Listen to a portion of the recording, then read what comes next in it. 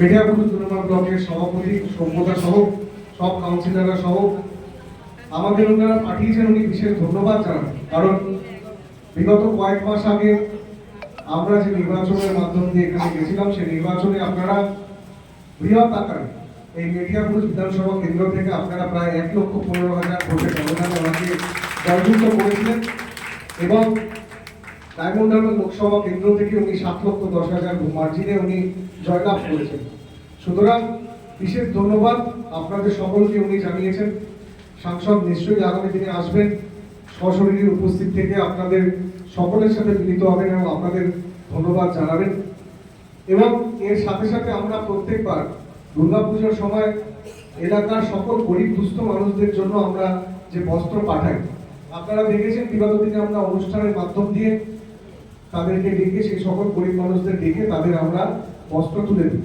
কিন্তু এইবার ওনার নির্দেশ অনুসারে, তার কারণ আমরা লক্ষ্য করেছি যে অনেক বয়স্ক মানুষেরা তারা হয়তো একটা কাপড় নেওয়ার জন্য মঞ্চতে এসে দীর্ঘক্ষণ ধরে অপেক্ষা করে, একটা কাপড় নেওয়ার জন্য শারীরিকভাবে অসুস্থ হয়ে পড়ে বা তাদের অনেক সমস্যা হয়। সেই কথা মাথায় রেখে সাংসদ এইবার আমাদের নির্দেশ দিয়েছেন যে আমরা সকল দলীয় প্রতিনিধি প্রত্যেকটি মানুষের বাড়িতে বাড়িতে গিয়ে আমরা এই বস্ত্র পৌঁছে দেব।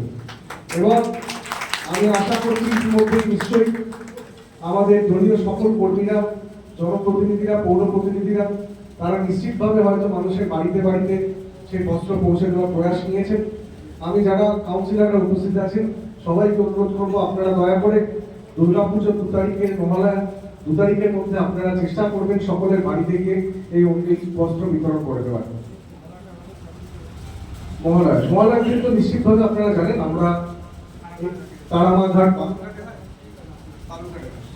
আপনাদের এই বিধানসভা কেন্দ্রের এই ব্লকের তারামাঘাটে আমরা মহালয়ার অনুষ্ঠান আয়োজন করি এবং আমচনতলা আদি শ্মশান ঘাটে তর্পণের অনুষ্ঠান আয়োজন করা হয়। তো এলাকাবাসীর সকলকে আপনাদের আহ্বান জানাই, আপনারা যারা যারা মহালয়ার সময় তর্পণ করেন, আপনারা আগামী বিগত দিনেও দেখেছেন, এইবারও আমরা একইভাবে এই তর্পণের অনুষ্ঠান আয়োজন করব আমাদের সাংসদের তত্ত্বাবধানে। আপনারা সেখানে এলে আমরা সকলেই খুশি হব, আমরা যতটা পারবো সাহায্য করব আপনাদের। এবং আমরা এই কথা বলেই আজকের অনুষ্ঠানটা এগিয়ে নিয়ে যাবো যে বারবার আপনারা সাংসদকে যেরকম সুযোগ দিয়েছেন আপনাদের পাশে থেকে কাজ করার জন্য, আগামী দিনেও আপনারা নিশ্চিতভাবে একইভাবে ওনাকে কাজ করার সুযোগ দেবেন।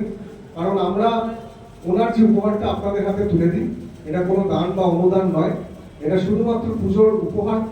এবং যেরকম সভ্যতাও বলছিলেন যে এলাকাবাসীর অনেকেই, এই এলাকার অনেকেই অনেক দুর্গাপুজোরা তারা হয়তো বড় বড় স্পন্সর পায় না, সাংসদ চেষ্টা করেন তার সাধ্য মতো আপনাদের সকলের পাশে থেকে পুজো যাতে আপনাদের ভালো কাটুক এই কথাই উনি সর্বদা চিন্তা করেন। এইটুকুই বলবো।